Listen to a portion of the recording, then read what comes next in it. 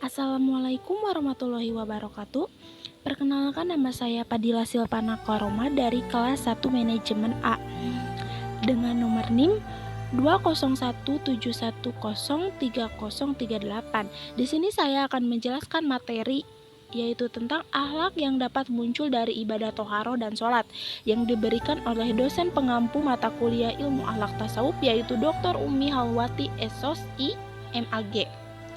Sebelumnya di sini saya akan menjelaskan apa sih itu toharoh. Toharoh dalam bahasa Arab bermakna an-nazafah, yaitu kebersihan, sedangkan menurut syara adalah mengerjakan sesuatu yang menyebabkan seseorang dapat mengerjakan sholat dan ibadah lainnya. Toharoh menduduki masalah penting dalam Islam. Boleh dikatakan bahwa tanpa adanya toharoh, ibadah kita kepada Allah SWT tidak akan diterima.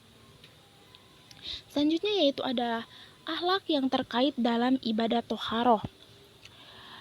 Yang pertama yaitu akhlak bersuci dari hadas dan najis. Dalam konteks ini, Rasulullah SAW telah mengajarkan sejumlah akhlak terkait buang air besar maupun kecil, antara lain tertulis dalam buku Al-Ghazali yang diterbitkan tahun 2004 halaman 26 sampai 27.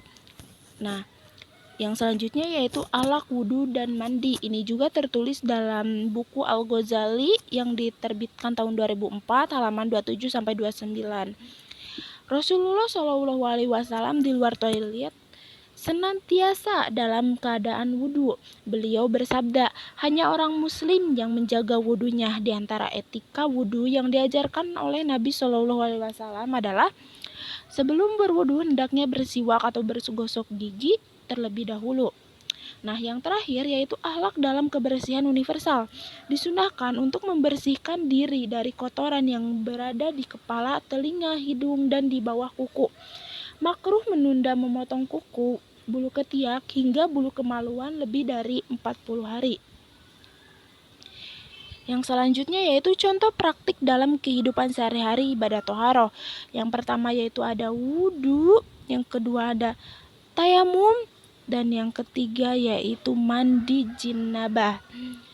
Toharoh juga memiliki hikmah tersendiri, yakni sebagai pemelihara serta pembersih diri dari berbagai kotoran maupun hal-hal yang mengganggu dalam aktivitas ibadah seorang hamba. Seorang hamba yang senantiasa gemar bersuci, ia akan memiliki keutamaan-keutamaan yang dianugerahkan oleh Allah di akhirat nanti.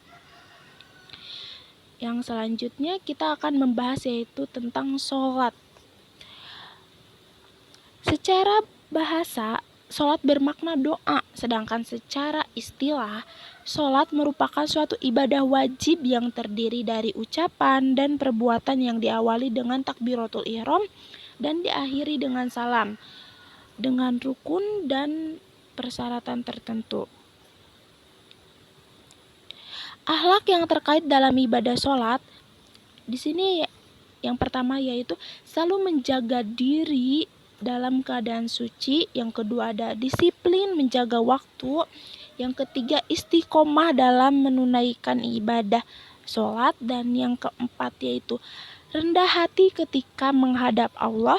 Dan yang kelima mencegah dari perilaku sombong, ria, dan uzub.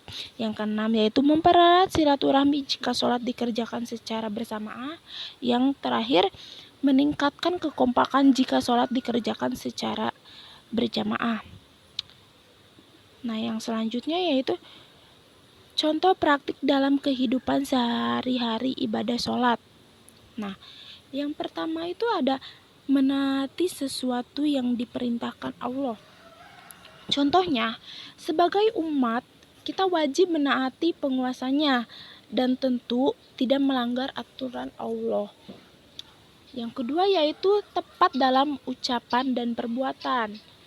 Nah, misalkan di sini tiap bacaan sholat harus sesuai dan tepat serta tidak boleh dibolak-balikan. Nah, yang ketiga yaitu hendaknya melakukan sesuatu secara berurutan mulai dari yang paling utama. Contohnya, dalam ibadah sholat, takbir adalah awal untuk memulai sholat dan sesuatu yang utama, bahkan hukumnya wajib. Yang keempat yaitu disiplin dalam mengatur waktu. Contohnya, ibadah yang telah ditentukan harus dikerjakan tepat waktu. Nah, yang terakhir, belajar tentang dasar suatu ilmu agar tingkatan-tingkatan ilmu di atasnya tidak rusak. Contohnya, sholat merupakan amalan mendasar yang akan pertama kali dihisab oleh Allah SWT.